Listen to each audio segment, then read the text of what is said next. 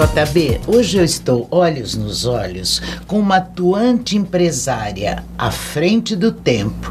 Ela é santista e CEO da Rede Mulheres que Decidem, primeira escola brasileira com atuantes mulheres que, por meio de cursos, mentoria e muito treino, aprendem e depois ajudam outras a serem empreendedoras também.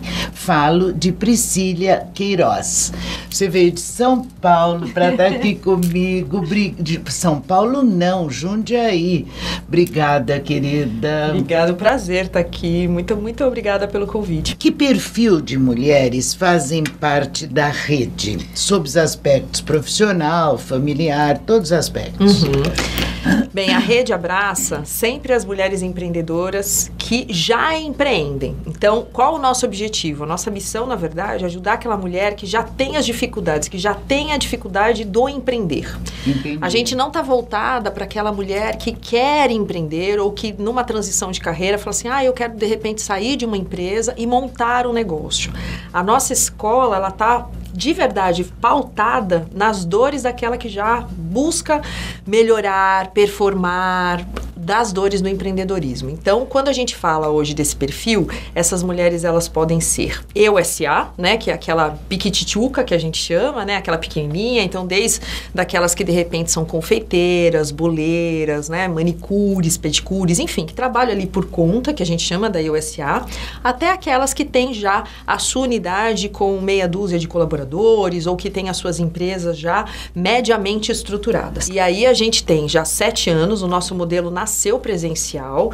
É interessante que eu gosto sempre de falar disso. A gente nasceu com 12 mulheres, né? Então, 12 que é até um número bíblico, né? Quando a gente fala, e dos 12 virou 24, dos 24 virou 40, 40, 360. E aí, o negócio acabou tomando uma proporção. Em 7 anos, já somos mais de 12 mil mulheres Eu ia formadas. perguntar desse cálculo aproximado que você São tem. 12 Nossa, mil. 12 olha... mil. E ele era voluntário. E aí, depois que eu assumi, porque na verdade a rede não fui eu, né? Que montei a rede. Você assumiu depois de uns 2 anos. Isso. Que a presidente, a CEO, não podia continuar, não foi isso? Não podia mais, ela tinha dificuldades pessoais e aí a gente se conheceu, coisa interessante, né? O que é essa questão da vibração, né? Da energia.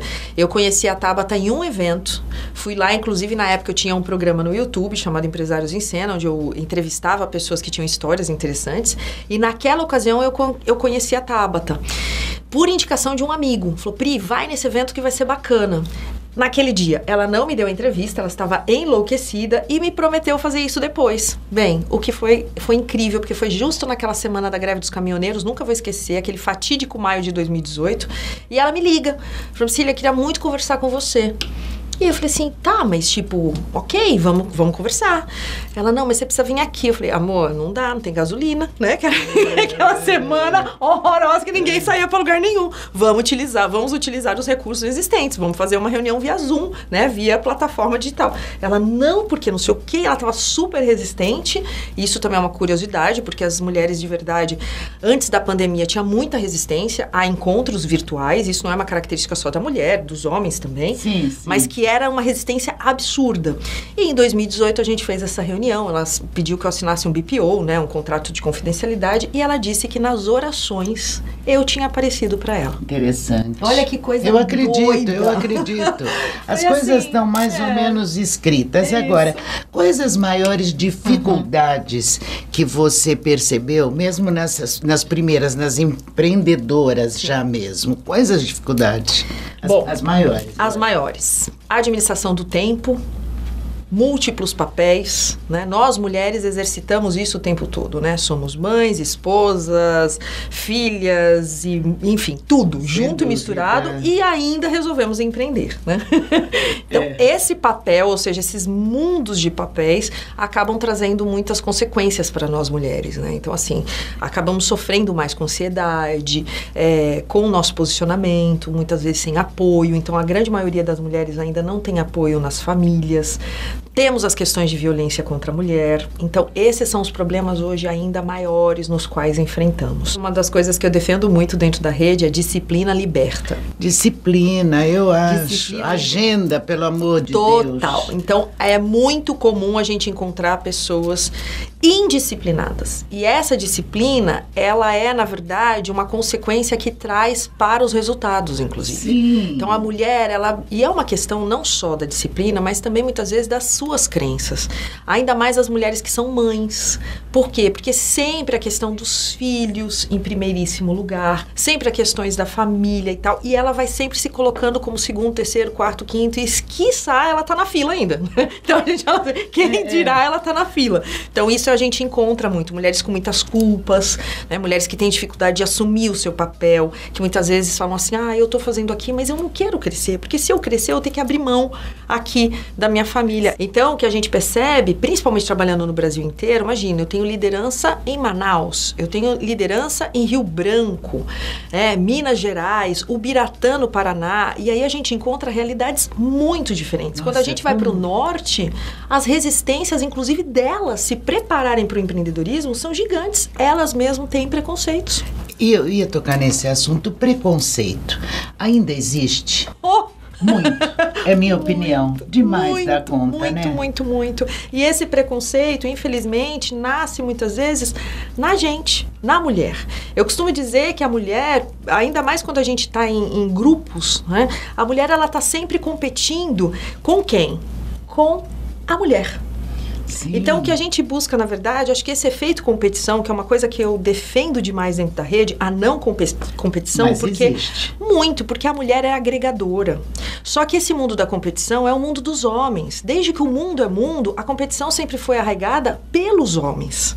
E essa é uma questão cultural. Totalmente. Vem pelos esportes, vem pela prática da política, das dominâncias globais, dos povos, e aí entra a mulher. A mulher que vem com todo esse seu aparato, com toda essa sua sensibilidade, todo esse seu lado aguçado, e ela entra para o mercado de trabalho. Só que quando ela chega, ela se depara com quem? Com um mundo competidor, que é o mundo masculino. E aí ela começa a desenvolver habilidades, muitas vezes, que não eram dela. Então, o que a gente precisa quebrar? Exatamente isso. A mulher... Eu tenho até um cliente que diz isso, né? Se a mulher conseguisse entender a força de verdade que a gente tem, e muitas, ainda bem que muitas já assumiram isso, já descobriram isso, e glória para tudo isso, mas se a gente de verdade conseguisse descobrir nessa nossa essência, nós teríamos um mundo muito mais justo, muito menos competidor, como a gente tem visto. Por quê? Porque quem traz isso ainda é a cultura do homem. Os métodos, que métodos são utilizados para vocês chegarem àquele final legal de dizer, ela é uma empreendedora? Nós temos uma metodologia própria. Essa metodologia foi desenvolvida pela rede, né, nesses anos todos. Então, a gente tem melhoria contínua, a gente tem pesquisa. E dentro dessa metodologia, a gente fala de tempo, a gente fala de vendas, a gente fala de marketing digital. E a gente tem no nosso tripé pilares muito fortes que a gente trata do lifelong learning, que é a ideia do aprendizado continuado, né? Quer dizer, não pode parar nunca. Nunca. A ideia da educação disruptiva, então assim, a gente não tem lousa, a gente não tem giz, a gente tem uma roda de conversa, e isso acontece também no digital, essa roda de conversa, para que a gente possa trocar essas informações, e o que a gente traz do give back, que é um termo, né, muito americanizado, que a gente traz para o Brasil, que significa retroalimentar o meio. Então, o que significa? Quando a mulher ela traz um aprendizado, ela devolve para o próprio meio.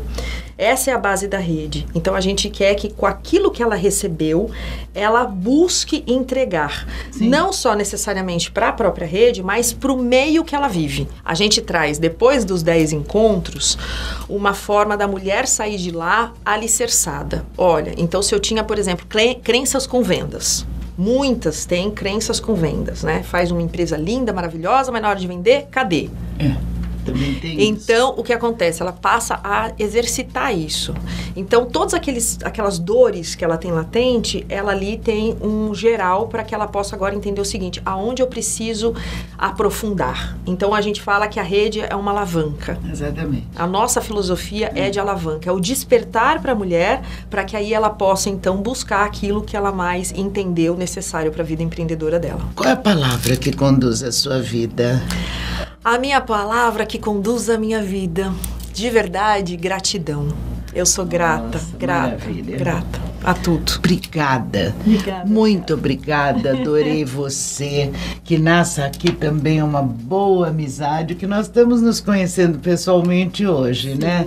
Mas e que tudo corra bem, sucesso, porque esse trabalho é brilhante, faz bem a tanta gente que daqui a pouco é incontável o número. Tudo Obrigada. de bom, querida. Obrigada. Viu? JB, eu acabo de conversar com esta empresária espetacular.